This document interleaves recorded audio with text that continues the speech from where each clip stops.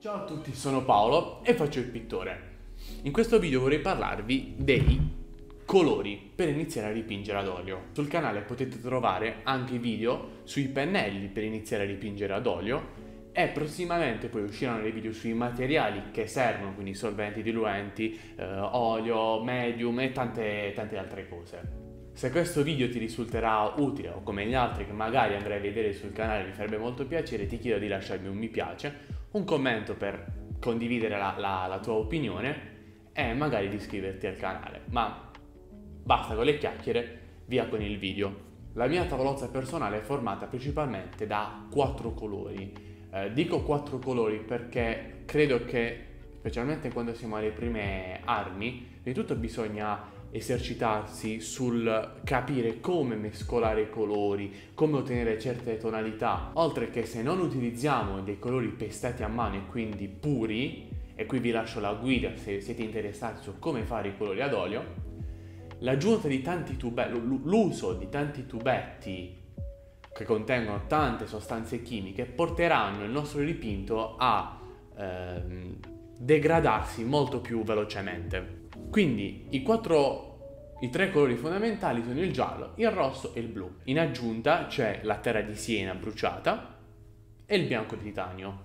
Il bianco di titanio è il colore fondamentale, la luce per eccellenza, anche se non si usa mai il bianco di titanio direttamente sulla tela. Il bianco di titanio è un colore comunque relativamente moderno. In molti tendono a mischiare il bianco di titanio più il bianco di zinco per ottenere un effetto coprente. Perciò partiamo dal giallo come primo colore e vi consiglio in realtà 2 tipi di giallo, sia il giallo cadmio scuro che il giallo ocra.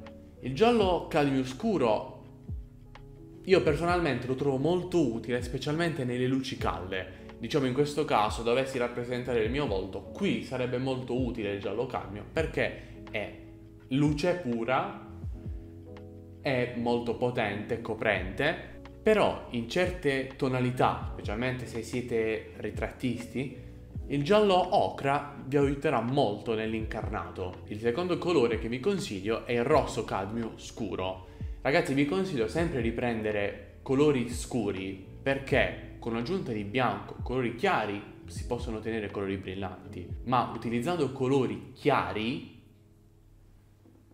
andando appunto a scurire i colori, otterremo degli effetti di grigio sporchi, i colori sembreranno sporchi. A me personalmente, nella mia tavolozza, ma non mi piace che si vedano i colori sporchi, tra virgolette.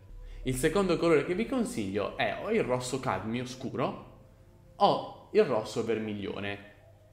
Entrambi utili, potenti e in realtà hanno degli effetti diversi.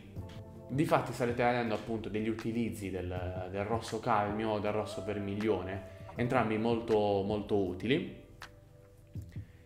Ed infine il blu. Io utilizzo personalmente il blu oltremare scuro. In aggiunta però a volte utilizzo anche il blu cobalto, perché il blu cobalto diventa molto più vibrante, però in realtà non è così tanto coprente, è vero come colore, non è molto vero rispetto al blu oltremare.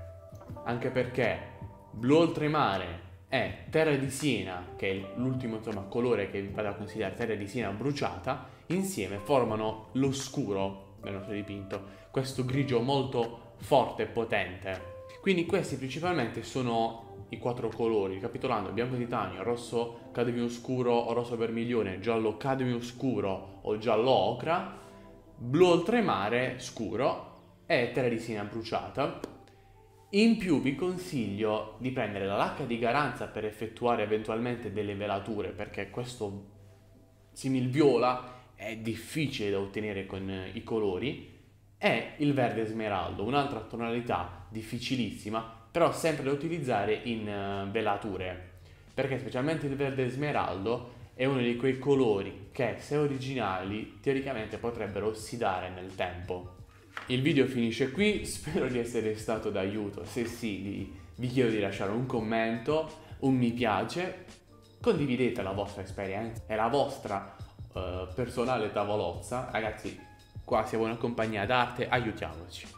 e mi farebbe molto piacere se vi iscriveste al mio canale. Se volete vedere anche che cosa dipingo durante la settimana, di seguirmi su Instagram, Paolo Bizocco Art. Arrivederci.